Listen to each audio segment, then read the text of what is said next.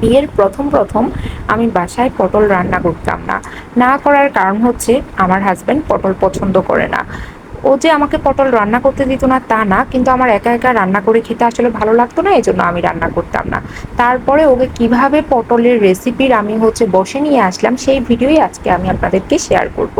যাই হোক, যারা ব্যাচেলর কিংবা যারা নতুন রাঁধুনি, আমার আজকের রেসিপি তাদের জন্য। আজকে আমি রান্না করব পটল। পটল রান্না করার জন্য আমি মাছ আর পটল আগেই নিয়ে নিচ্ছি। এবার তেল দিয়ে দিলাম বেশি করে। এই তেলের মধ্যে পেঁয়াজ বাটা, রসুন বাটা, হলুদ, মরিচ, লবণ দিয়ে দিয়েছি। দিয়ে তেলের সাথে সবগুলো মশলাকে ভালো করে মিশিয়ে নিয়েছি। যখন মশলাগুলো একটু লাল কালার হয়ে এসেছে, এইবার আমি মাছগুলো একে একে দিয়ে দিচ্ছি। মাছগুলো দিয়ে হালকা করে নেড়ে চেড়ে দিচ্ছি। একটু পরে কিন্তু আবার উল্টিয়ে পাল্টিয়ে নিচ্ছি। এভাবে করে আমি মাছগুলোকে কষিয়ে নেব। দেখতেই পেয়েছেন আগে আমি কিন্তু আজকে মাছগুলো ভাজি করে নাই। যাই হোক, এবার সামান্য পরিমাণ পানি দিয়ে দিয়েছি। পানি দিয়ে এবার মাছগুলোকে কষিয়ে নিচ্ছি। যখন কষানো হয়ে যাবে তখন আমি একটা বাটির মধ্যে উঠিয়ে নেব। আজকের এই পটল রেসিপিতে তেল কিন্তু আমি একটু বেশিই দিয়েছি। আমার কাছে মনে হয় দুটা রেসিপির মধ্যে তেল একটু বেশি লাগে। একটা পটল রান্না আর একটা কলা রান্না। পটল এবং কলা রান্না করার সময় তেলের উপরে যত বেশি কষানো যায়, আমার থেকে খেতে কিন্তু তত বেশি মজা লাগে। যাই হোক, এভাবে করে এই মশলার মধ্যে পটলটা দিয়ে আমি ঢাকনা দিয়ে ঢেকে রেখে দিয়েছি। আস্তে আস্তে করে কষিয়ে নেব।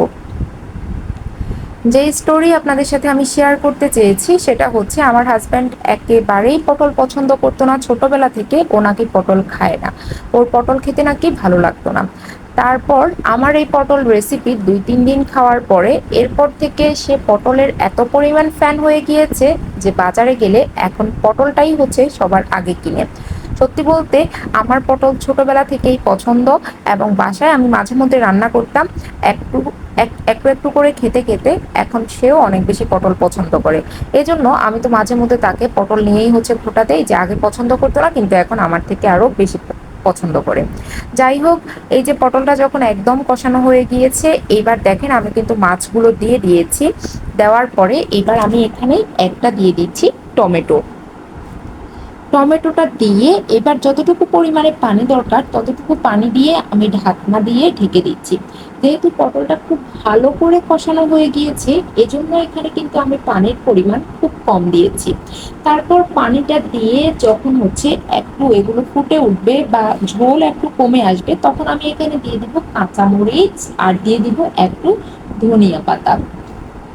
কাঁচামরিচ আর ধনিয়া পাতা দেওয়ার পর নেড়ে চেড়ে এবার আমি কিন্তু চুলাটা বন্ধ করে দেব।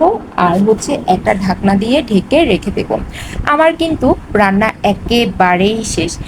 আপনারা আসলেই দেখে হয়তো বা বুঝতে পেরেছেন যে এই পটল রেসিপিটা কত বেশি সহজ এবং খেতেও কিন্তু অনেক বেশি সুস্বাদু।